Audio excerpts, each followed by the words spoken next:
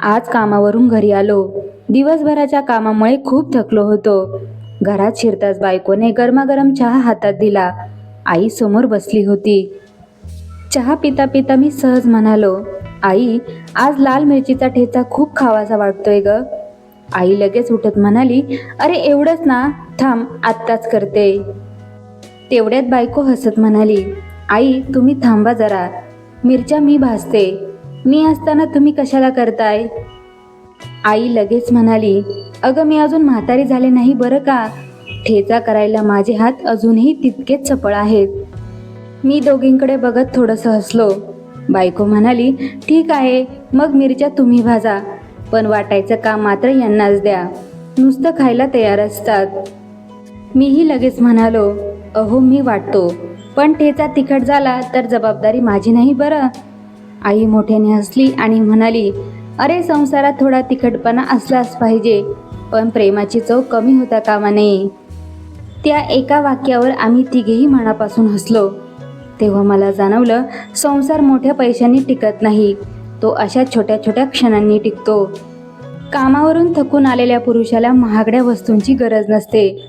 त्याला गरज असते घरातल्या दोन माणसांच्या प्रेमाची, आपलेपणाची आणि समजूतदारपणाची. आई ही आयुष्याची पहिली सावली असते आणि बायको आयुष्यभराची सोबत. या दोघींची जागा कोणीच घेऊ शकत नाही. म्हणून कोण मोठं आणि कोण लहान याचा वाद करण्यापेक्षा आपण एकमेकांसाठी आहोत हा विचार जास्त महत्त्वाचा आहे. आई चुकली तर तिला प्रेमाने एकांतात समजवावं.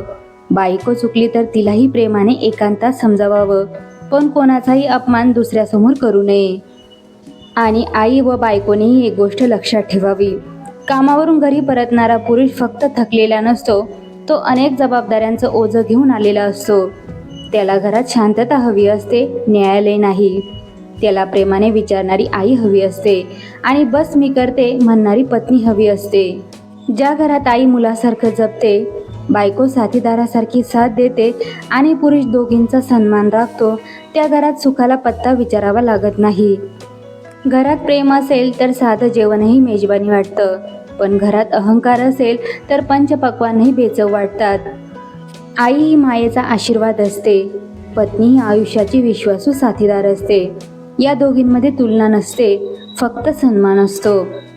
आणि ज्या घरात सन्मान, प्रेम, समजूतदारपणा आणि आपलेपणा नांदतो, त्या घरात प्रत्यक्षात लक्ष्मी नांदते. घर मोठं असण्यापेक्षा मन मोठं असणं महत्त्वाचं, कारण विटांनी घर बांधलं जातं, पण प्रेमाने संसार उभा राहतो.